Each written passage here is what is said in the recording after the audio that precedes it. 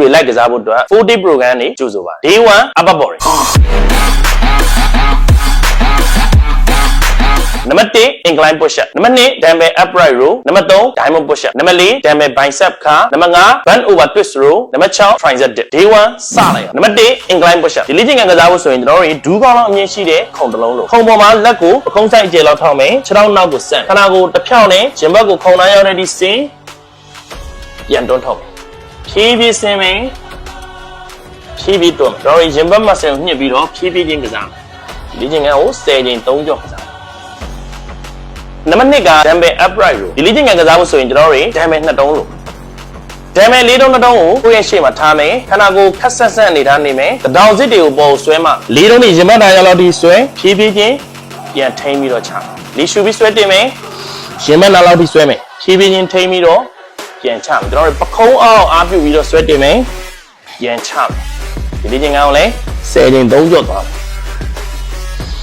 Eating number 3 are push up. Sorry, leg go. Put the cone side jet the soup. Lama and tea the bones. Let you tea the bones and eat later. I bones and eat no jammy my tommy. Trout now go sand. Can I go the pound at Tommy? Jimbaka, lepo, yonity, PVG sime. PVG. Yeah, don't worry. I'll go say that I'm a PVC. Jimbadi, Lamoni, outside Haba. PV. Yeah, don't talk. I'll go say Lee Shume.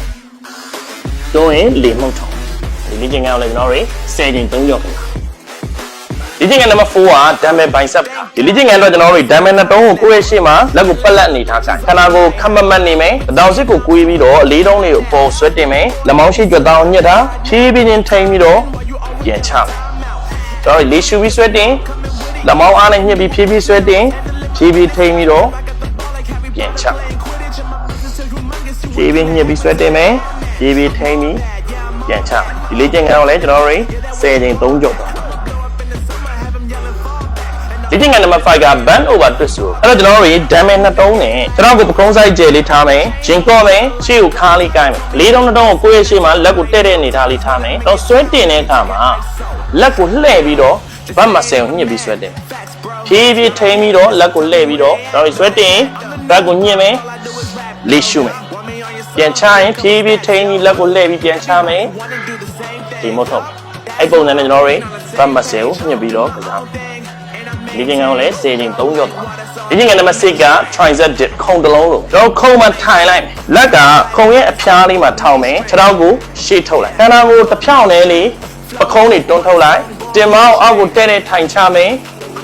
sanity ပြန်တွန်းထုတ်အောက်ကိုဆင်း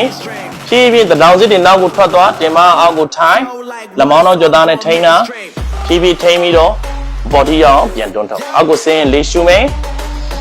တွန်းရင်လေမှုတ်ထုတ်မယ်ဒီလေ့ကျင့်ခန်းကိုလည်းကျွန်တော်တို့10ချိန်3ကြော့Day 1 upper body ကစားနိုင်သွားပြီဆိုရင်Day 2နဲ့ပြန်တွေ့မယ်